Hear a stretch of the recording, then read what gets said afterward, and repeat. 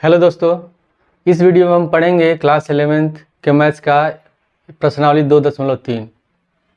इस प्रश्नावली में जितने भी क्वेश्चन हैं उसको हमें सॉल्व करना है, उसमें बताना है कि जो संबंध है वो फलन है कि नहीं है। फिर उसमें हमें परिसर ज्ञात करना है, प्रांत बताना है क्या है।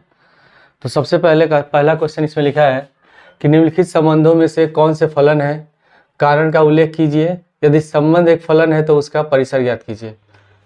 तो पहला क्वेश्चन में लिखा है, ये एक संबंध दिया हुआ, रिलेशन दिया हुआ है और इसमें बताना है कि जो ये रिलेशन है, संबंध है, ये फलन है कि नहीं।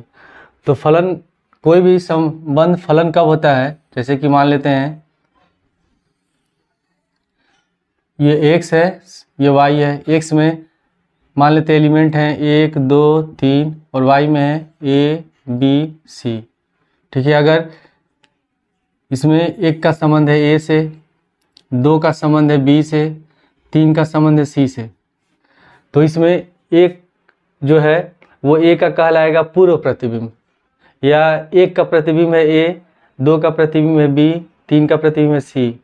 तो x में जितने भी अवयव यानी कि प्रांत में जितने भी अवयव हैं, ठीक है, इसमें ये दो जो ये एलिमेंट है y के, इनका पूर्व प्रतिबिंब होना नहीं चाहिए। जैसे कि अगर एक a का भी प्रतिबिंब हो, एक b का भी प्रतिबिंब हो, यानी कि जो x में जो है ये प्रांत कहलाता है और प्रांत में जो एक एलिमेंट है ये इसका a भी प्रतिबिंब है, b भी प्रतिबिंब हो जा रहा है। तो किसी भी प्रांत के अवयव अगर उसका 2 प्रतिबिंब है तो वो संबंध होता है, फलन नहीं होता है। ठीक है, यानी कि प्रांत में जितने भी अवयव हैं उनका केवल एक ही प्रतिबिंब होना चाहिए। अगर इसका 2 प्रतिबिंब बन रहा है तो ये संबंध फलन नहीं कहलाता है। ठीक है, तो इसमें सबसे पहला इसमें क्वेश्चन दिया हुआ है। पहले हम इसको इसी डायग्राम से समझ लेते हैं।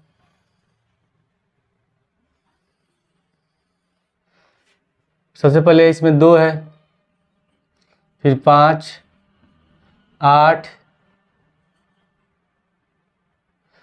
11 14 17, 2 5 8 11 14 17, ये सब क्या है, ये x है।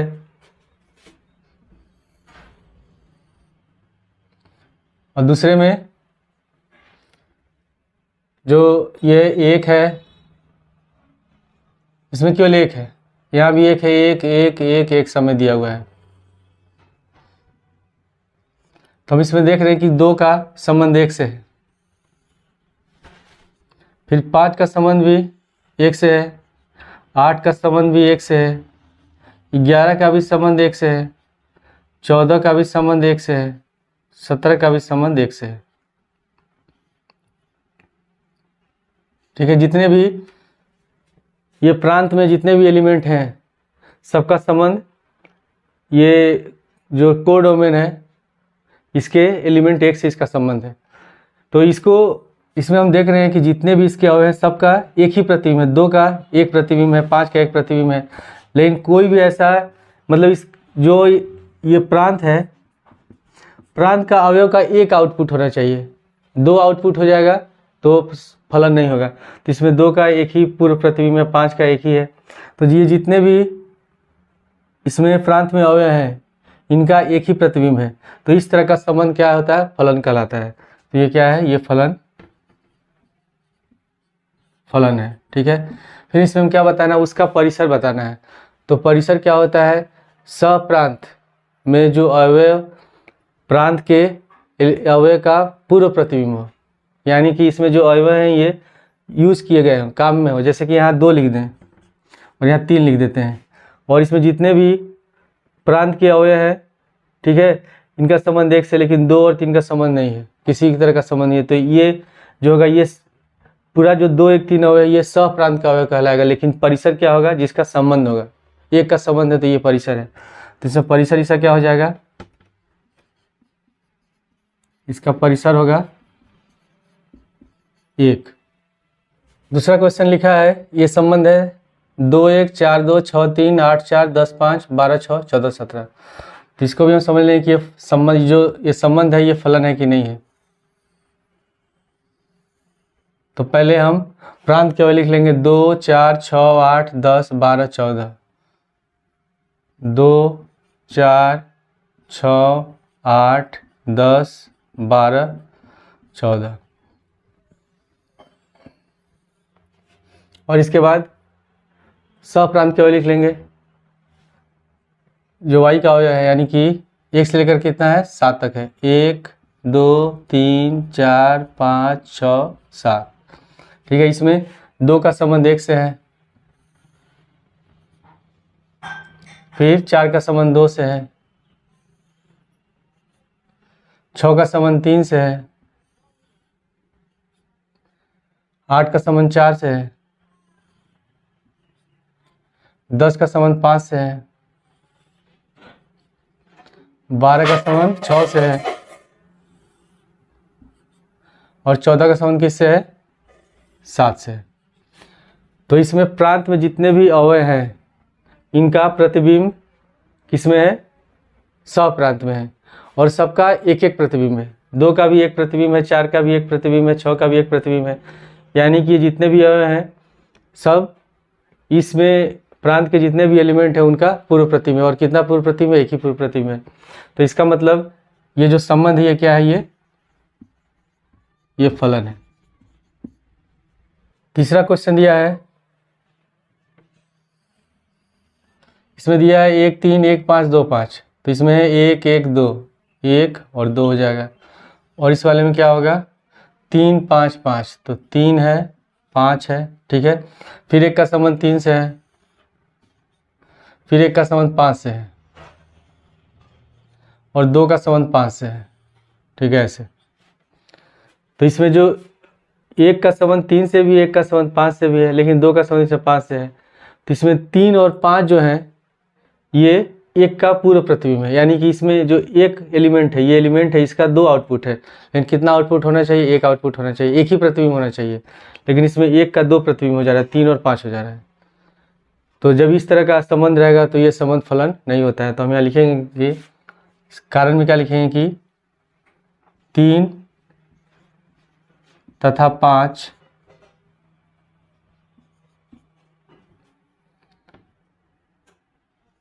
प्रांत के अवयव 1 का पूर्व प्रतिबिंब है, पूर्व प्रतिबिंब है। अतः यह संबंध फलन नहीं है। तो यह जो संबंध होगा ये फलन नहीं होगा। क्वेश्चन नंबर 2, निम्नलिखित फलनों का प्रांत एवं परिसर ज्ञात कीजिए। तो पहला जो फलन दिया हुआ है f(x) बराबर minus modulus x, x mode में दिया है, और दूसरा फलन है f(x) बराबर √9 - x²। ठीक है, तो इसमें अगर हम x का जो भी मान रखेंगे वो हमारा प्रांत होगा, और हल करने पर जो आंसर आएगा वो क्या हो जाएगा, परिसर होगा। तो अगर हम x में कोई भी संख्या रखते हैं, माइनस में रखें, ठीक है, या प्लस में रखें, अगर हम इसमें x बराबर रखते हैं -1, तो -1 रखेंगे तो हो जाएगा माइनस, फिर x का मान मोड में माइनस, और बराबर क्या होगा, मोड में कोई भी संख्या होती है अगर वो माइनस में तभी प्लस में आता है, प्लस में होता है तब, और प्लस में होगा तो प्लस में ही होगा आंसर उसका। तो अगर मोड में -1 लिखा है तो +1 हो जाएगा, और माइनस पहले से है तो 1 हो जाएगा। जैसे यहाँ लिखा हुआ मोड में -2, तो -2 का मोड क्या हो जाएगा, 2 हो जाएगा। अगर मोड में -3 लिखा है तो -3 का मोड हो जाएगा 3, यानी कि जो भी आंसर इसमें माइनस में होगा, जो भी मान इसे माइनस में लिखा रहेगा वो प्लस में हो जाता है, लेकिन प्लस में लिखा है तो प्लस में लिखते हैं आंसर। ठीक है, तो इसमें अगर हम -1 रखते हैं तो -1 रखेंगे तो -1 ये मोड के अंदर है तो ये प्लस हो जाएगा, तो प्लस हो गया। अगर हम x बराबर 3 रखें, x बराबर 3 रखते हैं तो ये क्या हो जाएगा, माइनस, यहाँ 3 लिखेंगे तो क्या हो जाएगा, माइनस। यानी कि प्रांत में जो भी हम x का मान रखते हैं, जितने भी वास्तविक संख्या रख सकते हैं, प्रांत होगा। तो इसका प्रांत क्या हो जाएगा, यानी कि x किससे बिलोंग करेगा, r से।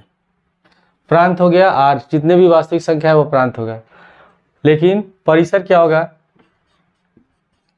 तो परिसर के लिए इसमें जो भी हम आंसर रखते हैं, प्लस में रखें या माइनस में रखें, कुछ भी रखते हैं, वास्तविक संख्या का मान रखते हैं, तो उसका आंसर हमेशा किस में आ रहा है? माइनस में आ रहा है। और अगर हम 0 रखें, अगर इसमें हम x बराबर रखते हैं 0, तो हो जाएगा fx बराबर माइनस, मोड में 0 लिखेंगे, और जो 0 होता है ना ही प्लस होता है ना ही माइनस, किसी प्रकार चिन्ह, कोई भी चिन्ह नहीं होता, यानी कि 0 हो गया। इसके बाद अगर हम 1 रखें तो -1 रखेगा, 2 रखेंगे तो -3 हो जाएगा, या -1 रखेंगे तब भी 1 होगा।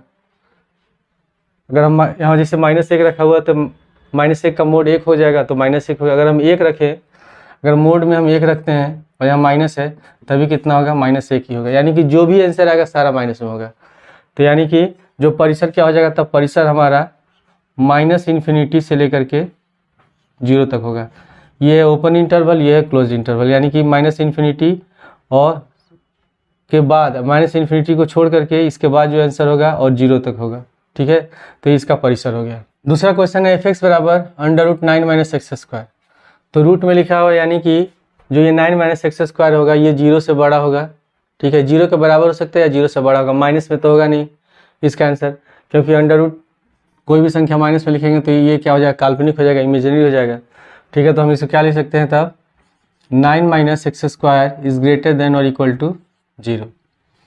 जो 9 - x² है ये 0 से बड़ा है या 0 के बराबर है। तो अगर हम इसको ऐसे लिखते हैं, 9 को लिख दे 3 का होल स्क्वायर और x को लिख दे x का होल स्क्वायर, बड़ा या बराबर है 0 के, तो ये हो जाएगा a² - b² के फॉर्म में। तो a² - b² बराबर होता है a + b, a - b। तो इसको हम लिख सकते हैं 3 + x 3 - x बड़ा या बराबर है 0 के। तो अगर हल करेंगे तो x, इसको हम लिख सकते हैं 3 + x बड़ा या बराबर 0 के, या 3 - x बड़ा या बराबर 0 के। ठीक है, तो यानी कि जो x होगा, +3 को हिलाए तो -3, यानी कि x -3 के बराबर या 3 से बड़ा है। ठीक है, या -x अगर इसको इधर ले जाते हैं तो ये इसका जो सिंबल है वो बदल जाएगा। ठीक है, उल्टा हो जाएगा, यानी कि जो माइनस ये 3 होगा, -x को इधर ले आएंगे तो +x, और इसका सिंबल भी चेंज हो जाएगा, ऐसे छोटा या बराबर हो जाएगा x के। तो इसको हम कैसे लिख सकते हैं? पहला हो जाएगा x बराबर है -3 के, x बड़ा या बराबर है -3 के, या x छोटा या बराबर है 3 के, यानी कि जो x का मान है वो -3 से लेकर के 3 तक है। तो इसका तब प्रांत क्या हो जाएगा? प्रांत हो जाएगा, प्रांत हम लिख सकते हैं -3 होगा यहाँ। ठीक है,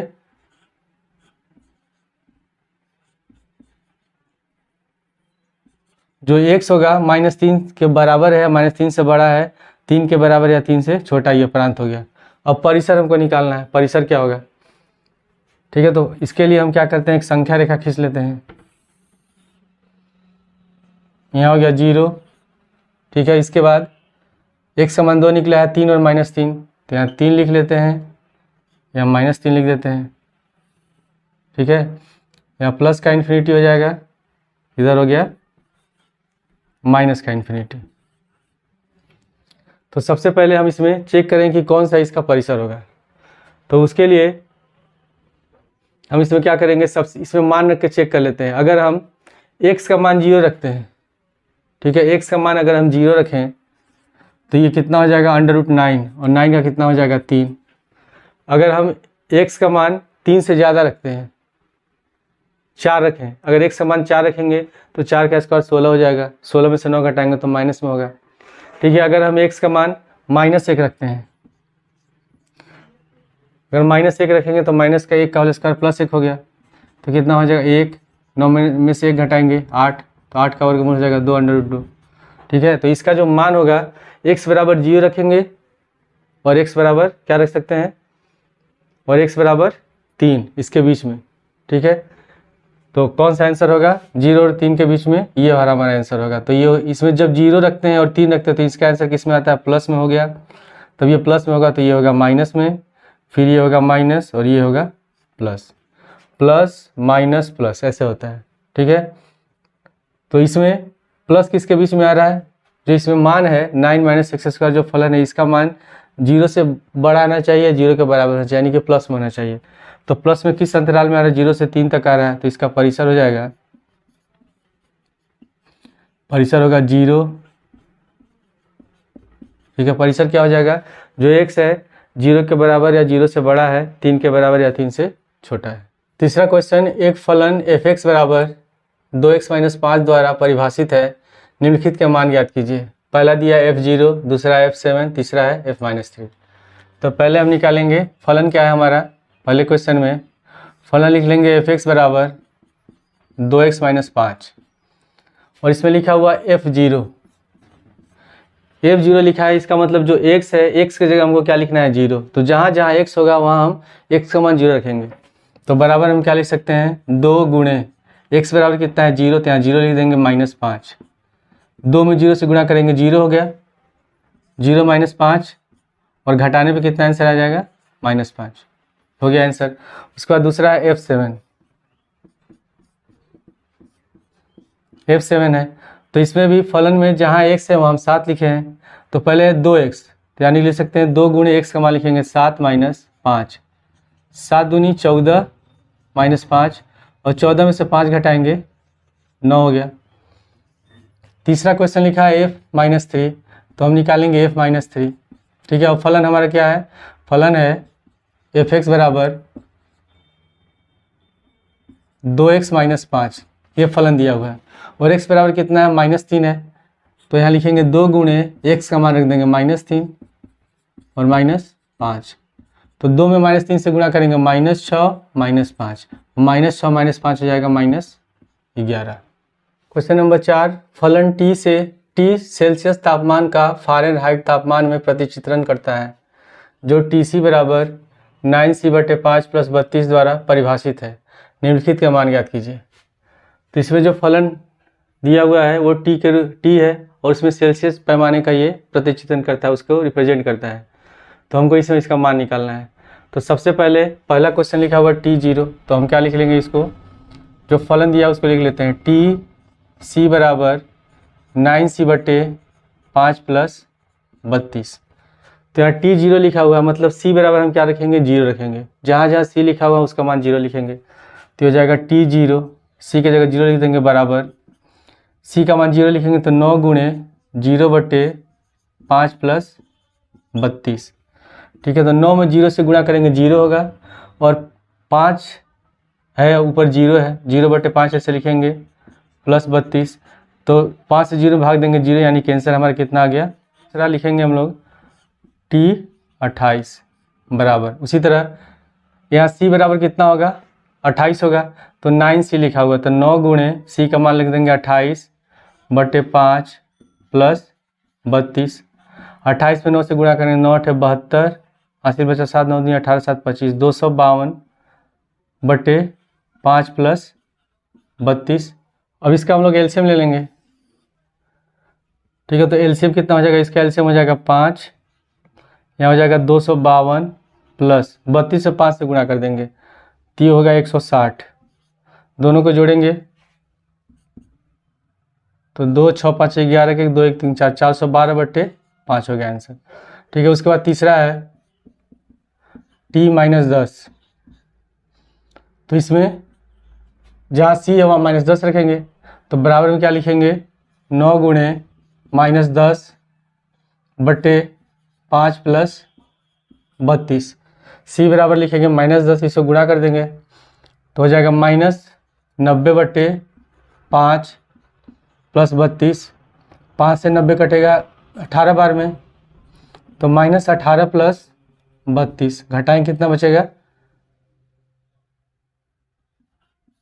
14। कितना आंसर हो जाएगा इसका 14 आंसर हो जाएगा। इसके बाद है क्वेश्चन नंबर 4, C का मान जब TC बराबर है 212, ठीक है। तो यहाँ लिखा हुआ है TC बराबर 9C/5 + 32 और इसमें TC का मान दिया 212, तो TC की जगह लिख देंगे यहाँ 212 बराबर 9C/5 + 32। तो इसको हल करने के लिए क्या करेंगे, हम 32 को ले जाएंगे बाएं साइड, तो प्लस है तो माइनस हो जाएगा। तो 212 माइनस 32 बराबर 9c/5। सो घटाएंगे, 2 में से 2 गया 0 और 11 में से 3 गया 8।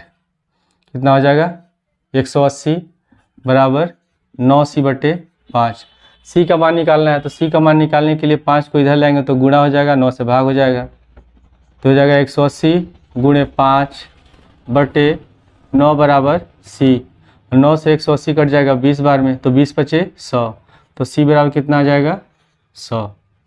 पांचवा क्वेश्चन है, निम्नलिखित में से प्रत्येक फलन का परिसर ज्ञात कीजिए। ठीक है, पहला फलन क्या दिया है हमारा, पहला है f(x) बराबर 2 माइनस 3x, और लिखा है कि x R से बिलोंग करता है, वास्तविक संख्या है और x का मान 0 से बड़ा है। ठीक है, तो इसको हम कैसे हल कर सकते हैं, पहले लिखेंगे हम यहाँ x ग्रेटर देन 0। ठीक है, फिर यहाँ लिखा हुआ -3x, तो हम इसमें अगले स्टेप में क्या करेंगे, यहाँ लिखेंगे 3x और 0 में भी गुणा कर देंगे 3 से। इसमें 3 से गुणा करें तो इसमें 3 से गुणा करेंगे बैलेंस करने के लिए, तो ये हो जाएगा 3x बड़ा होगा 0 के। अब यहाँ लिखा हुआ है -3x, तो जब यहाँ माइनस लगाएंगे तो दोनों साइड माइनस लगाते हैं, तो जब माइनस लगाते हैं तो सिंबल छोटा चेंज हो जाता है, यानी कि बड़ा है तो क्या हो जाएगा छोटा हो जाएगा। फिर लिखा हुआ है 2 - 3x, तो दोनों साइड में हम 2 को जोड़ देंगे, तो 2 माइनस यहाँ 3x हो जाएगा, यहाँ लिखेंगे 0 + 2। ठीक है, तो 2 - 3x किसके बराबर है, f(x) के बराबर है, तो लिखेंगे f(x) और 0 + 2 बराबर हो जाएगा 2। f(x) = <2, यानी कि जो फलन है इसका मान जो होगा 2 से छोटा होगा, यानी कि परिसर हमारा तब क्या हो जाएगा 2 से छोटा होगा, तो -∞ से लेकर के 2 तक होगा। ठीक है, इसके बाद दूसरा क्वेश्चन लिखा हुआ है f(x) बराबर x² + 2 और x एक वास्तविक संख्या है। तो ये जो वर्ग है x² वर्ग है, तो इसका मान 0 के बराबर हो गया, 0 से बड़ा होगा, तो हम क्या लिख सकते हैं x² = 0। ठीक है, अब हम इसमें दोनों साइड 2 जोड़ देते हैं, तो x² + 2 > 0 + 2, और x² + 2 किसके बराबर है, फलन f(x) के बराबर है, तो लिख देंगे f(x) बड़ा या बराबर है 2 के। ठीक है, जो f(x) है इसका मान 2 के बराबर है या 2 से बड़ा है। ठीक है, तो इसका परिसर तब क्या होगा 2 के बराबर है, यानी कि बड़ा वाला ब्रैकेट लगाएंगे 2 से लेकर के इन्फिनिटी तक। ठीक है, ये इसका आंसर हो गया। तीसरा लिखा हुआ है कि f(x) बराबर x एक वास्तविक संख्या है, f(x) बराबर x, तो इसमें हम x का कोई भी मान रखें, माइनस में रखेंगे -1 तो -1 आएगा, प्लस में रखेंगे तो प्लस में आएगा, कोई भी उसका मान रखेंगे तो वही हमारा आंसर आएगा, जो मान रखेंगे वही आंसर होगा। तो यानी कि इसका जो परिसर क्या होगा, वास्तविक संख्या रख रहे हैं तो आंसर भी वास्तविक संख्या आएगा, तो परिसर क्या हो जाएगा इसका R होगा।